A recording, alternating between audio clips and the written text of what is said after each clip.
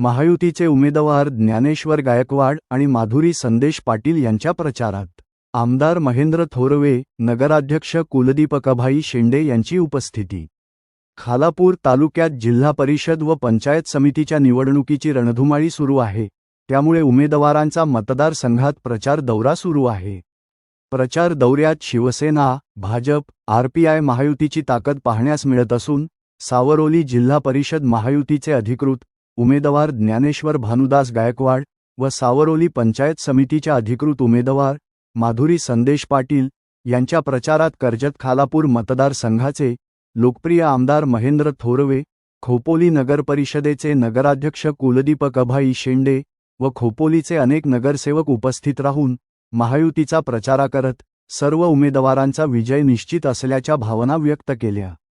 तसेच तालुक्यातील विविध गावांमध्ये सुरू असलेल्या प्रचारात महायुतीचे अनेक ज्येष्ठ नेते, महिला आघाडी व कार्यकर्ते मोठ्या संख्येने उपस्थित।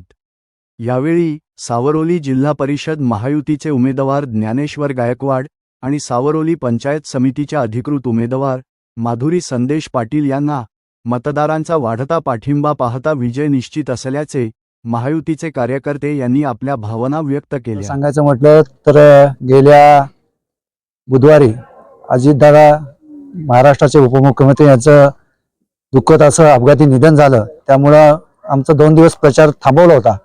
आज वडवणमध्ये प्रथमतः आम्ही दादांना श्रद्धांजली वाहून प्रचार सुरू केलेला आहे।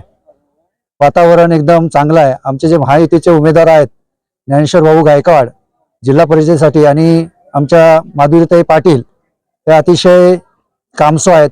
ज्ञानेश्वर दादा यांनी सरपंच पद भूषवले आणि त्यांच्या ग्रामपंचायतीच्या हद्दीमध्ये चांगली अशी विकास कामे केलेली आहेत। तरुणांना रोजगार लावलेला, त्या कामाच्या आणि विकासाच्या जोरावर मला निश्चित खात्री आहे की आमचे दोन्ही उमेदवार भरघोस मतांनी निवडून येतील।